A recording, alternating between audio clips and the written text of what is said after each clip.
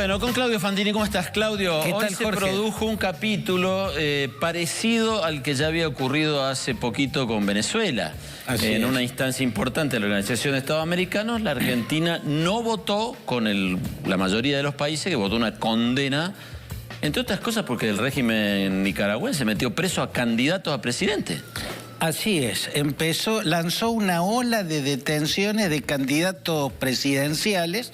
Empezó por Cristiana Chamorro, te decía detrás de cámara, le debe haber dado un déjà vu que lo hizo entrar en pánico cuando vio que Cristiana Chamorro se candidateaba a la presidencia por la oposición, porque esa mujer es idéntica a su madre, y su madre, Violeta Barrios, fue quien en 1990, para sorpresa del mundo entero, porque todas las encuestas decían que iba a ganar el Frente Sandinista de Liberación Nacional, cuyo candidato era Daniel Ortega, fue derrotado. Lo venció Violeta Barrios y su hija hoy es quien se candidateó para ser presidenta.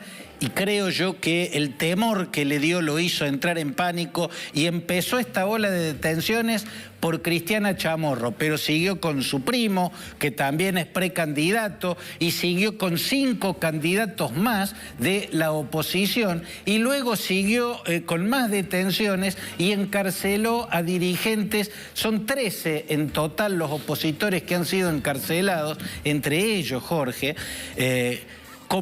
viejos comandantes de la Revolución Sandinista. De la Revolución Sandinista, pero figuras que realizaron tareas claves. Por ejemplo, la comandante Dora Telles. Dora Telles en la guerra revolucionaria era la llamada comandante 2, ¿no? La comandante 2, Dora Telles, fue quien comandó la caída de León. León es una ciudad muy importante, la segunda más importante de Managua, y la caída de León fue, en la guerra contra la dictadura de Somoza, el equivalente a la caída de Santa Clara en la guerra revolucionaria de Cuba. Cuando el Che Guevara entró a Santa Clara, empezó a desmoronarse el régimen de Fidel Castro. Además de Dora Reyes, la comandante 2, una histórica figura del Frente Sandinista de Liberación Nacional, encarceló a Hugo Torres.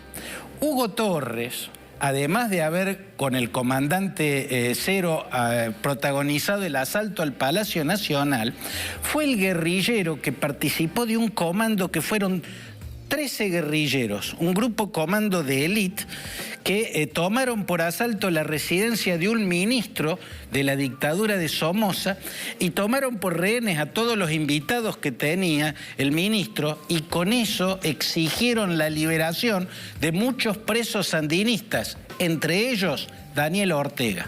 Daniel Ortega pasó 7 años en una prisión de la dictadura de Somoza y salió libre en un canje precisamente porque Hugo Torres, aquel guerrillero que era camarada de él, realizó un ataque jugadísimo. Se jugó el pellejo para sacar a su jefe de la cárcel y lo logró.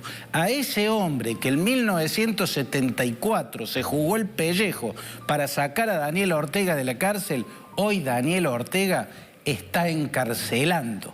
Lo está encarcelando, todo para ver si puede ganar la elección de noviembre, que parece muy, muy difícil porque la dictadura matrimonial, ¿no? Porque el presidente Daniel Ortega, la vicepresidenta Rosario Murillo, fue Rosario Murillo la que encabezó la represión brutal que dejó más de 1,5 centenar de muertos, inundó Costa Rica de exiliados nicaragüenses, llenó las cárceles nicaragüenses de preso político. Fue ella es la gran dictadora, junto a su marido Daniel Ortega. Bueno, para protegerlos hubo 26 países que en el Consejo Permanente de la OEA esta tarde votaron condenar las detenciones de opositores que está realizando Ortega. Argentina, junto con México y Honduras, y también Belice y Dominica, se abstuvo.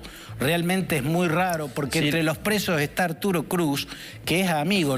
Yo me juego en esto, no es estoy del todo seguro, pero yo creo que Felipe Solá lo conoce y tiene una relación estrecha con Arturo Cruz. Y Arturo Cruz, que fue embajador en Washington y fue también una figura, un economista brillante, Arturo Cruz está entre los que han sido apresados por Daniel Ortega. Sí, el comunicado del gobierno dijo que hay que seguir con mucho interés, por supuesto, habló algo así como las intenciones autoritarias del gobierno, un poco más suave que la condena, pero que no había que intervenir en los asuntos internos de otro país como estaba haciendo la resolución de la OEA. Eso plantea el gobierno. Lo curioso es que una vez más quedamos del otro lado de la gran mayoría de Latinoamérica, que como vos decís, 26 a 4 o a 5. 26 a 4, y entre ellos países tan respetables como Canadá y como Costa Rica. El argumento de Ortega con toda esta despreciación, o sea, detuvo enredada a toda figura de la oposición, entre ellos los 6 candidatos a presidente. El argumento es que es la lucha contra la corrupción. En Costa Rica, en estos mismos días, las operaciones contra la corrupción implicaron 58 allanamientos. ¿Sabés a dónde? Al Palacio Presidencial. Eso es una radiografía de la justicia luchando contra la corrupción. La corrupción está en el poder. Acá en Nicaragua la buscan en la oposición y los encarcelan, incluidos los candidatos. Ahora, entre las cosas raras que pasaron en esta votación es que el régimen de Venezuela está entre los 26 países que condenaron a Daniel Ortega por violar derechos humanos. Bueno, gracias, Claudio. Gracias a vos. Nos vamos a